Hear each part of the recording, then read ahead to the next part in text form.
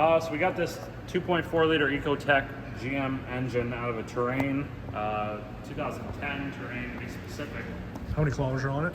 It's got 126,000 kilometers, and the check engine light came on. Customer brought it in.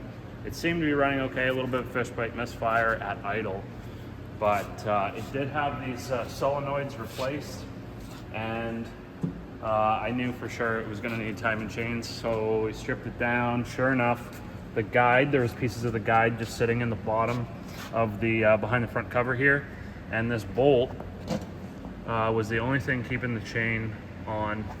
I'm surprised it didn't slip off and blow up. Pretty nasty.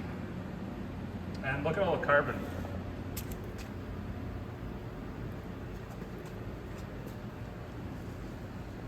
You have a Toyota V6 from '93, right? Yeah, I got a 93 Camry with a 3VZ FE engine, and it's got over 500,000 kilometers on it. And maybe take a video of that or a picture of that. Compared to this. And you won't believe how clean it is on the inside. Original engine, original transmission. It was a one-owner car, and the guy was a aerospace engineer or something like that, but he took care of his car really well. And that's what matters. Do your oil changes on time, and maybe once in a while throw an additive in there. Liquid Moly makes a lot of good stuff that you can buy for 20 to 50 bucks. You pick up a bottle, put it in, run it for an oil change or whatever they say, and it keeps everything running real good.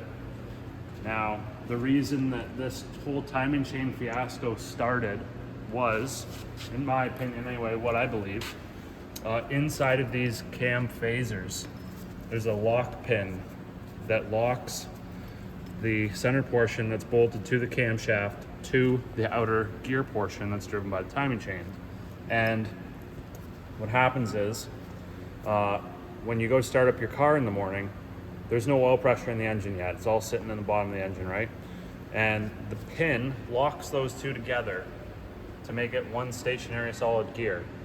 And then as you start the car, after a couple seconds, oil pressure builds up, and the oil pressure will push on that. It'll make that pin retract and then allow that gear to be able to either advance or retard the timing based on whatever the engine wants to, or computer wants to do. So the pin, I believe, is sheared off, and when you start it in the morning with no oil pressure, this thing's just flopping around like a fish out of water. It's chattering, and all that slop is causing the chain to just slap that plastic guide, and there's a bunch of wear marks in it, and that's just what happens. It just sees repeated abuse every time it gets cold started, and then it breaks. It's just plastic, right? So there is a bunch of smaller pieces of plastic that are in the engine somewhere. I don't know where, probably in the oil pan if I had to guess. But yeah, that's pretty much it. There was a kit that I bought from Chloe's. Now it runs about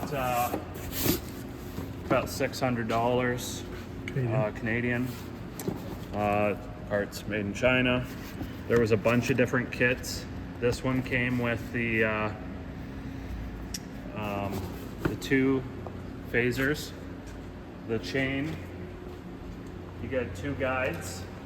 This is your secondary guide. This is your tensioner guide. You get two solenoids. You get the upper guide, and then you also get a tensioner. So and you get your crank sprocket as well. So I believe they give you bolts with those, if I'm not mistaken. Yeah, so they're a one-time use torque field bolt. So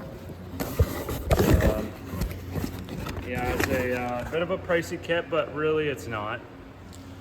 Compared to, I forget all the GM parts, I think it was like over $1,000 for, because you have to buy all the parts individually, and yada yada. So pretty pricey. There are some gaskets that you'll want to change when you're in there. The front cover gasket is like a big aluminum gasket, and it's got rubber that's molded onto it. and it runs up to these two. Your oil pump is inside of here, driven by the crankshaft, and it's very small, so you have inlet outlet, and your valve cover gasket, obviously, along with your spark plug tube seals that run down the center. These you can see just gets old and hard and brittle over time, and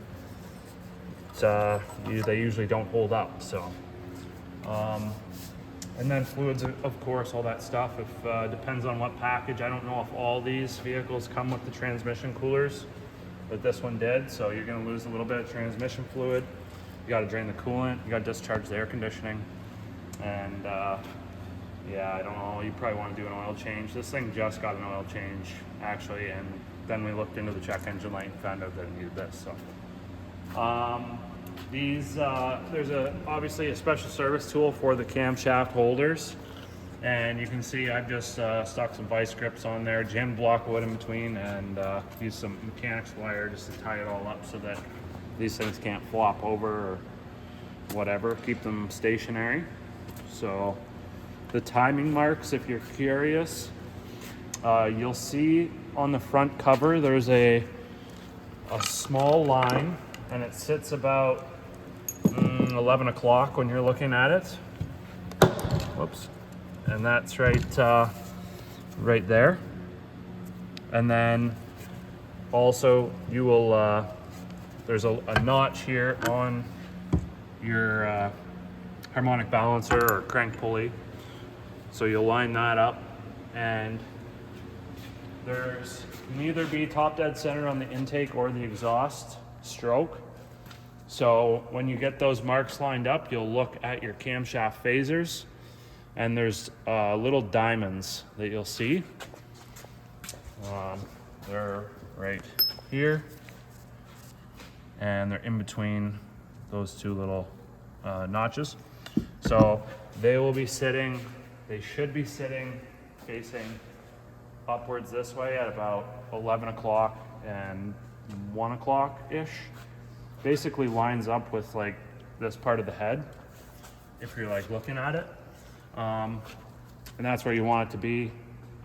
If you have it 180 degrees out, it'll be down this way, more of like 7 o'clock and 4 o'clock or 5 o'clock, I think it is, 5 and 7. So just make sure you got it on the right stroke, and then that's pretty much it. I think they were saying, here's a little thing that came in the kit. So GM has 3 different timing mark designs. The illustration below show that no matter the timing, color, or arrangement, the placement of the chain is the same. So copper and silver, blue and purple, yellow, black. And why they do that, it's stupid. I understand, like, they probably superseded the part numbers. They've done revisions, blah, blah, blah, but that's really dumb. It makes everything super confusing for the guy that's got to work on it. This tensioner, I think they say it's like a one-time use tensioner. I can't remember. Tensioner is, okay, so they got 3 different tensioner designs. Once again, stupid. First design has a rubber O-ring, larger tensioner piston. Was a 2-piece design. The second remained the same except no O-ring. Third supersedes all previous tensioners, has no O-ring, has a smaller tensioner piston, and is 1 piece. This tensioner is shipped and installed deactivated and cannot be deactivated without disassembly. Tensioner is deactivated when the tensioner piston moves freely back and forth.